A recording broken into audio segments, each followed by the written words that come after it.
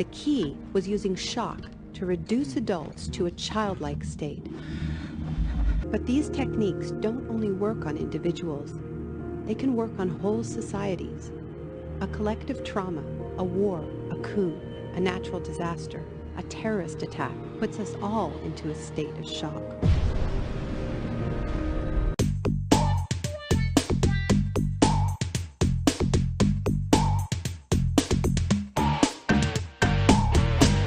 So Johan, in the latest issue of Reason, you have a piece debunking the latest book from Naomi Klein, which is called The Shock Doctrine, The Rise of Disaster Capitalism.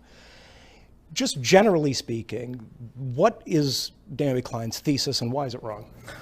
Well, her thesis is very simple. Free markets are unpopular. Wherever someone wants to introduce them, people are opposed to it. So it means that free marketeers, libertarians, neoliberals have to implement their ideas in another way. They prefer shocks. That's her idea. Trying to shock people, voters, into submission in times of a natural disaster, a military coup, or a war, or something like that. Then the free marketeers use the advantage that people are not on their guard. So they, in a very brief period of time, they introduce shock therapy, liberalize markets, lower taxes, lowering trade barriers, and so on.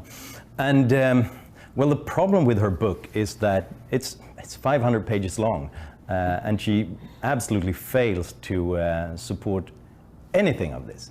I mean, she fails to support, to give real empirical support that any free marketeer has ever said this. Her favorite villain is Milton Friedman, and she claims that, well, look at this quote where he says that in times of a crisis people begin to change their minds. And that's something that she pretends then that the crisis is a war or a military coup or something really nasty. In the short film that accompanies the book, she even shows that quote above images of prisoners being tortured to give the impression that that's what Milton Friedman wanted. If you look at the context, where Milton Friedman said that in the introduction to Capitalism and Freedom, it's obvious that he's saying, look, the Soviet Union, the Eastern European communist states, they create the misery for their people, so they began to change their minds. In other words, not a shock he wanted to introduce from without. It's the problem that bad ideas lead to bad consequences, and then people change their minds. It's very non-controversial, really, but it's something that she pretends is really that awful. And when Naomi Klein tries to show instances of this happening, shocks that led to military coups, dictatorships that really liberalized, well, yeah, she can cherry pick a few examples of brutal people introducing liberal reforms, like in Chile, like in China, for example. But since 1980, almost every country on the planet has liberalized its markets to some extent. So obviously there will be some bad people who did it, and a lot of good people who did that. And you can't just look at the few situations where the bad thing's happening. You have to look at the broader picture, and then she's just wrong. The statistics clearly show the more democratic the country, the faster, the bigger the free market reforms have been. Even these examples you demonstrate in your article are sort of not only just cherry-picked, but she kind of abuses the data and kind of manipulates. What is the most egregious example of that? Well, personally, I think the worst one is China and the massacre at Tiananmen Square in 1989, where she claims that the protesters were really not protesting for democracy, free speech, and so on. They were really opposing free market reforms in China. And the Communist Party massacred them because they wanted to introduce even broader liberalization measures afterwards. But if the students were really protesting against free markets, well, then you would expect that somewhere in all their lists of demands they would mention this, but they don't. And you would also expect then to see the drastic liberalization measures happening after the massacre. It didn't. It was in fact the first period since 1979 where the reforms were stopped because the economic traditionalists in the party, they blamed the reforms for these protests. If you open up the markets, then we're going to see this kind of chaos. So they won out, and they almost managed to turn the tide back. And it took 3 years of hard work from some of the more free market oriented people in the Communist Party to get the reforms back on track. I just want to point out, I love that we are at a point in history where I can sit across from somebody who will very, very seriously say the phrase to me, the free market-oriented people in the Communist Party. Klein seems to have an obsession with Milton Friedman, and he becomes in this book a sort of demonic figure. Milton Friedman. Friedman believed in a radical vision of society in which profit and the market drive every aspect of life, from schools to healthcare, even the army. He called for abolishing all trade protections, deregulating all prices, and eviscerating government services. And a lot of that is tying Milton Friedman to the Chilean dictatorship of Augusto Pinochet.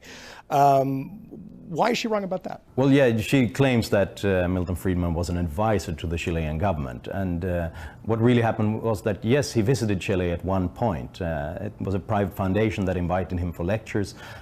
He did meet with Augusto Pinochet once in 45 minutes, and he even wrote him a letter saying that your old ways of managing the economy is disastrous. It's going to ruin the country, and you should really liberalize the economy instead. He was never an advisor. He never accepted a nickel from the Chilean government. He even rejected a honorary degree at a Chilean university because he thought that that could be seen as somehow supporting the regime.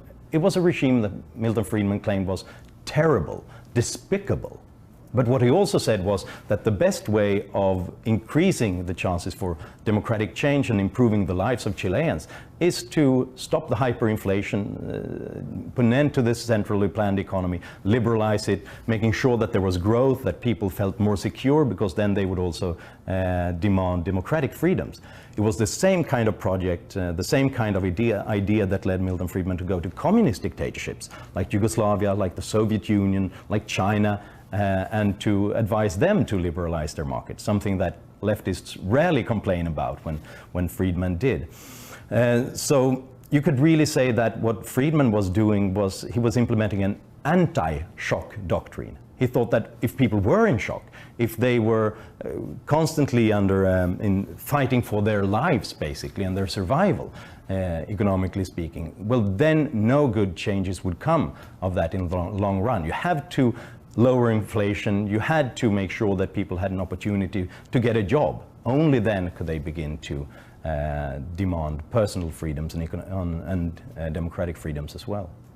Naomi Klein thinks that Milton Friedman is really the villain behind all bad episodes that you can see out there in the world, and claims that that's the results of his advice. She devotes a large part of the book to the Iraq War, how this was Friedmanite. She claims that Friedman was a neoconservative and really by implication in favor of an aggressive foreign policy, but the idea was to privatize the Iraqi economy. That's why all of this happened.